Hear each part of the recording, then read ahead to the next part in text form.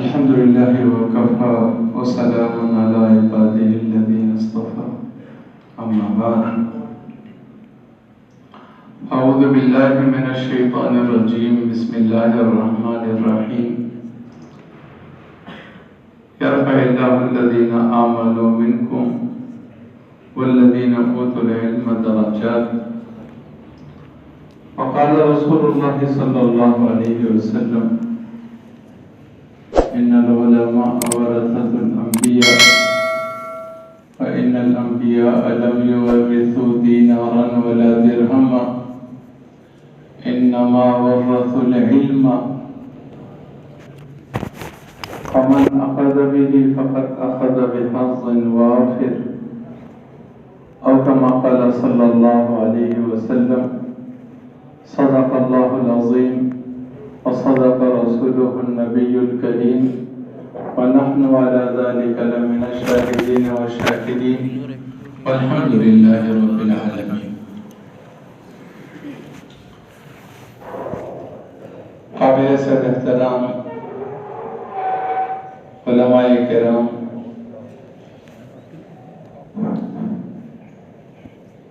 جامعہ کے ارکان مجلس اعلیٰ، ارکان مجلس شورا، جامعہ کے محبین، مخلصین، معاونین اور عزیز طلباء، السلام علیکم ورحمۃ اللہ وبرکاتہ۔ آج کی اس بابرکت محفل میں ہماری اور آپ کی شرکت کو اللہ تبارک و تعالیٰ کی بارگاہ میں قبول فرمائے، اور جتنا وقت ہمارا اور آپ کا یہاں پر گزر رہا ہے اللہ تبارک و تعالیٰ اس کو ہمارے نامہ اعمال کا ایک قیمتی حصہ بنا دے۔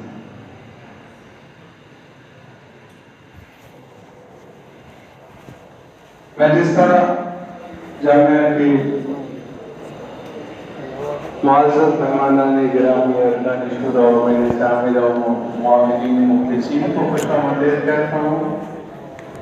بالکل اسی طرح جامعہ کے طلباء، چاہے وہ قدیم طلباء ہیں جنہوں نے نئے سال کے لیے تجدید کی ہے یا جدید طلباء ہیں، سب کو دل کی گہرائیوں سے اہلاً و سہلاً مرحبا کہتا ہوں، خوش آمدید کہتا ہوں، اور اللہ تبارک و تعالیٰ کی بارگاہ میں دعا کرتا ہوں کہ آپ کا یہاں داخلہ اور آپ کی آمد اللہ تبارک و تعالیٰ آپ کے لیے، جامعہ کے لیے، ہم سب کے لیے بہت ساری برکتوں کا ذریعہ بنا دے۔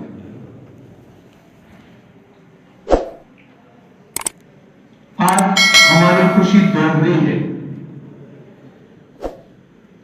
ایک تو نئے تعلیمی سال کا آغاز ہو رہا ہے، اور ہمیں بہت زیادہ خوشی اس بات کی ہے کہ الحمدللہ وہ جو اعمال کا سلسلہ ہے ایک بار پھر اللہ تبارک و تعالیٰ اس کی توفیق مرحمت فرما رہے ہیں، اللہ اپنی بارگاہ میں قبول فرمائے۔ اور یہ جامعہ کا 32واں تعلیمی سال ہے۔ گویا جامعہ کے قیام کو 31 سال ہو چکی۔ سن 1992 میں ایک چھوٹی سی مسجد جس کا نقشہ اب بھی میرے ذہن میں ہے، اور یہاں بیٹھے ہوئے بعض حضرات ہیں ان کے ذہن میں بھی اس وقت سے ان کا جامعہ کے ساتھ تعلق ہے، اور اس کے ساتھ کل 5-6 کمرے غالباً یا 7 کمرے جس میں جامعہ عثمانیہ کا آغاز ہوا۔ الحمدللہ آج 31 سال میں وہ ایک ثمر آور شجر ہے، ایک سایہ دار درخت ہے، ایک پھلدار درخت ہے جو معاشرے کو اپنے پھل دے رہا ہے۔ الحمدللہ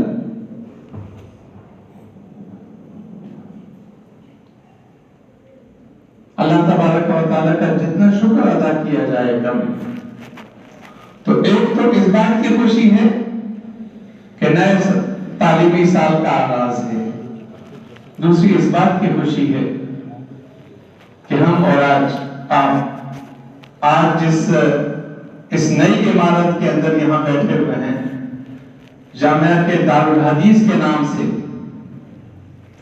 الحمدللہ آج اس عمارت کا بھی افتتاح ہے. یہ ہمارے لیے بڑی خوشی ہے.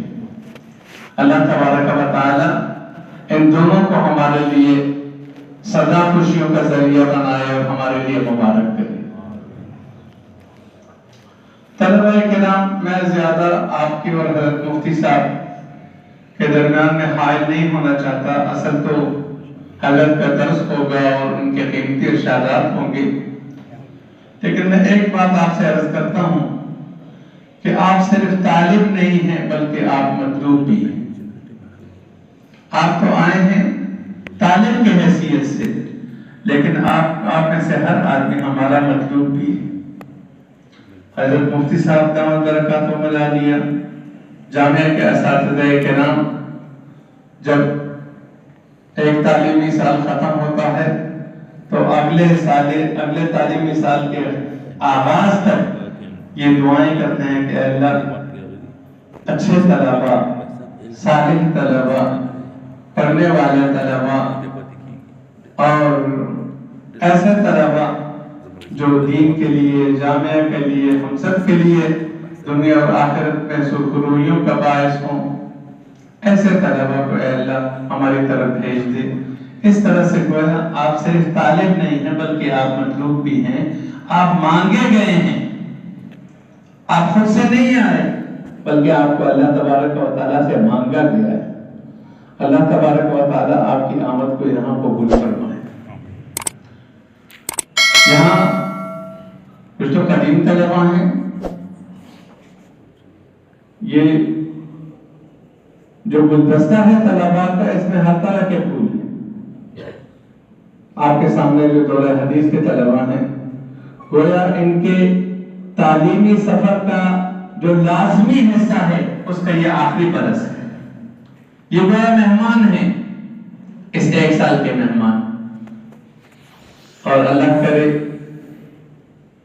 یہ سال بخیر و خوبی اختتام پذیر ہو.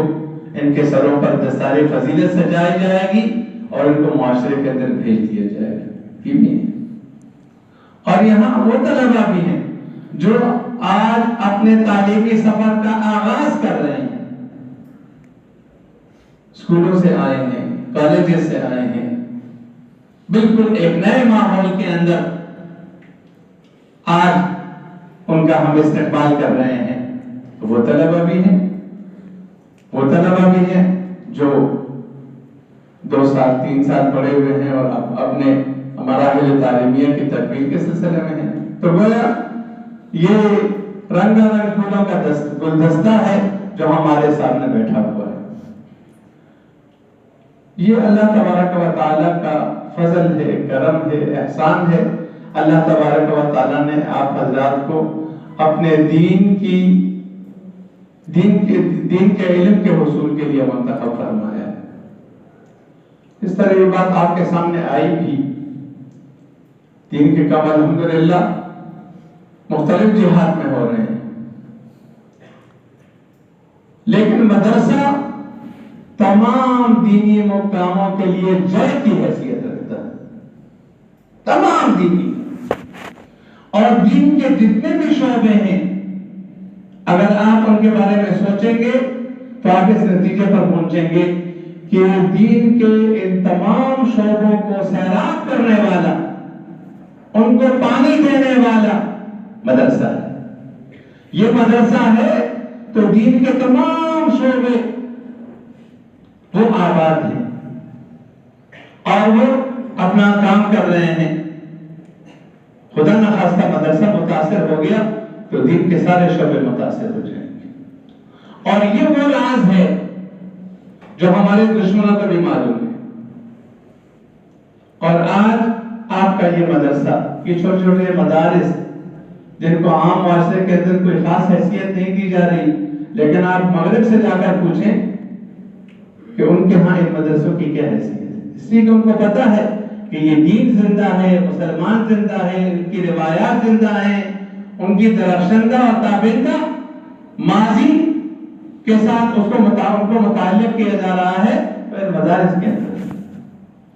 یہی وجہ ہے کہ عالمی طاقتیں مدرسے کے خلاف منصوبے بنا رہی ہیں، عالمی طاقت کہ مدرسے کو کس طرح سے یا تو ختم کر دیا جائے، یا اگر بالکلیہ اس کو ختم نہیں کیا جا سکتا تو اس کے نصاب اور نظام کو اس طرح بدل دیا جائے کہ یہاں سے یہ ٹھیک ملا پیدا نہ ہو، اس لیے کہ ملا ہی وہ ہے جو صحیح وارث نبوت ہے۔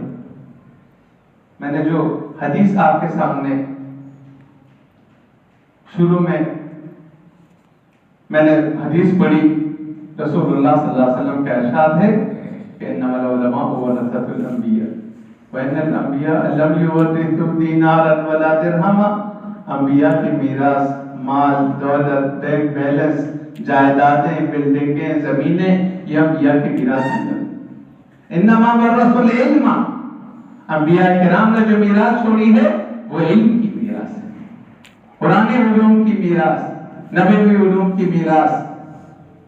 فمن اخذ به فقد اخذ بحظ وافر، جس نے اس میراث کو پا لیا اس نے بہت بڑا حصہ پا لیا۔